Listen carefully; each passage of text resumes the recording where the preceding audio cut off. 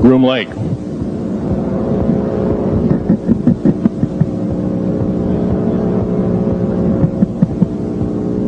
Groom Lake is where the infamous Area 51, S4, S2, a CIA base, it was originally a bombing range, a nuclear test site. It was later become the most secret base in the United States.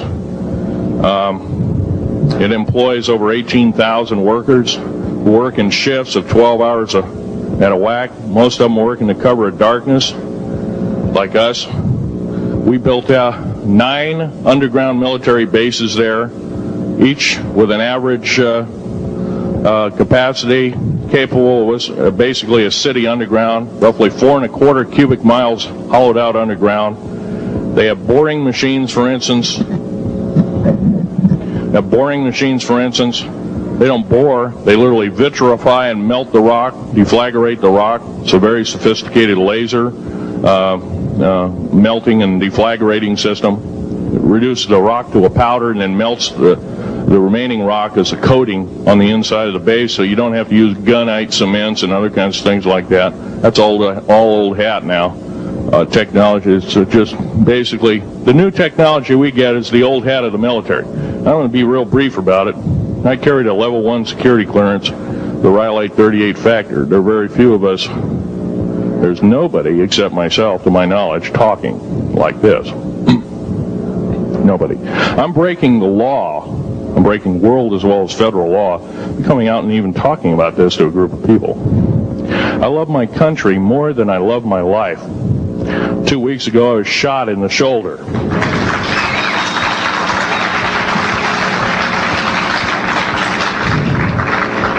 I don't want to gore you women out, but I was shot in the shoulder up here. I recently have become friends of a retired FBI agent who took me under the wing. He says, I've never seen a person braver than you. And I said, well, there's more coming. Our patriot movement in these United States is going to pick up the ball, and we are going to kick the parasites out.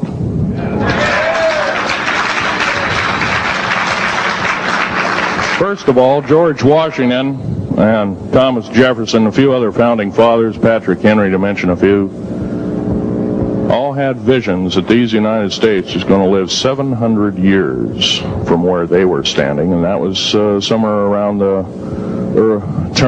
late 1700s, early 1800s. So you can count this country. This country isn't going to go to a new world order.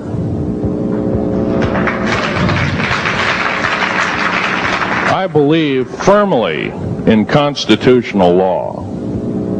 I'm not very well skilled in it, and that's my embarrassment. But I'm going to be real blunt about it.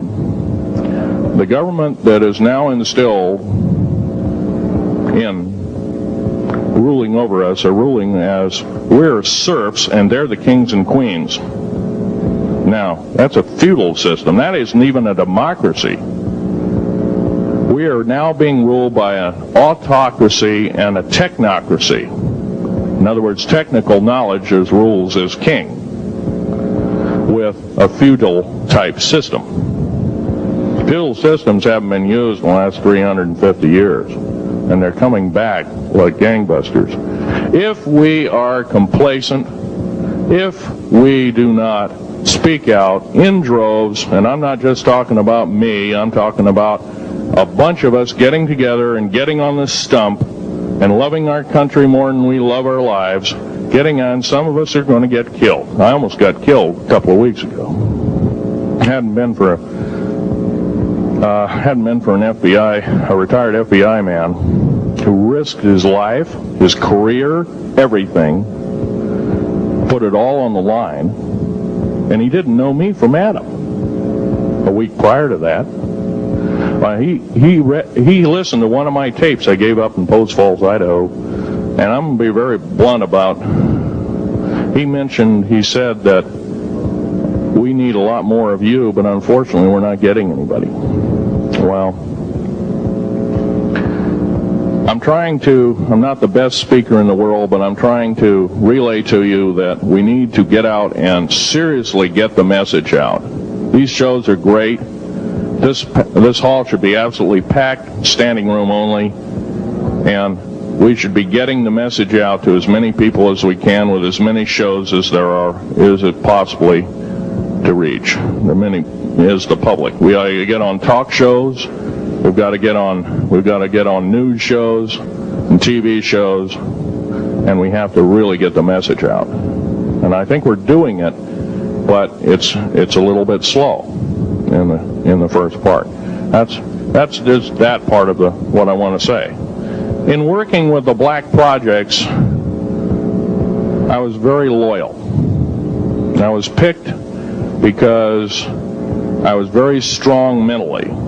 There's a bunch of us that were picked because we don't crack under pressure. We don't freak under pressure, so to speak. Everyday events don't bother us. Now, I was involved in something very controversial, almost totally unbelievable to most of you. Some of you are religious people. I think all religions have a time and a place, and they definitely have a place in America.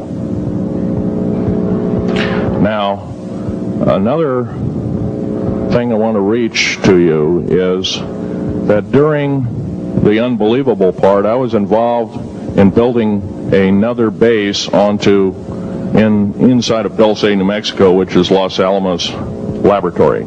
It's a biological laboratory. On the southwest part of the Archuleta Mesa, we built an underground facility, a better part of 3 cubic miles hollowed out underground. Then to the southwest of that, we were in the process of the early stages of building. We drilled 4 large tunnel-like holes. Some of them ran 2.5 miles under the surface. Number of the original wells or drilling machines that were used were at the rate of 2 miles a day. It was fairly rapid. The equipment kept coming up broken. So we wanted to go down, we wanted to send somebody down there, a human observer, or human observers in this case, to find out what was going on. Well, to our total surprise, first of all, the government knew all about it. They didn't tell anybody. When I saw Green Beret and Black Beret people encamped inside of our geologist camp, I knew something was up, the gig was up. First of all, I knew all about the alien agenda. I'll explain that in a few minutes. The large alien grays had been encamped there for as best as believed possible about 400 or 500 years. It had been one of their internal bases. And we drilled holes right on top of it. All the stinking air, all the black sooty air came right out as soon as the first hole was sunk, and all this soot came up, and well, that's when all the hell broke loose, really, all started.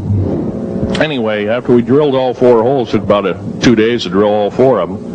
And when you build an underground base, you drill 4 basic holes, and then you build called stopes or cross-member holes across, and then you use blasting equipment, special blasting equipment by the analyzation of the rock formation, and you literally blast out or tunnel out or deflagrate or melt rock out to build the large rooms that are required for this underground base. Well, in this process, I was lowered down the basket of one of these holes, and about from me to this elderly woman here in the front was sitting a 7-foot-tall alien gray. The stench was worse than the worst garbage can you can imagine.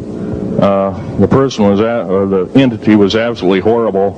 I didn't waste any time. I reached for my pistol. At that time, as an engineer, I didn't have time to carry all the folderol of one of these big submachine guns that all the sea spray and the yellow fruit and all the outer perimeter and inner perimeter security people carried. I carried a little Walther PPK pistol with a 9-shot clip. This was in late August of 1979. Now, you got a regular suit of clothes, you got a regular clothes on, plus you're in almost like a spacesuit environment, and you're reaching for a gun.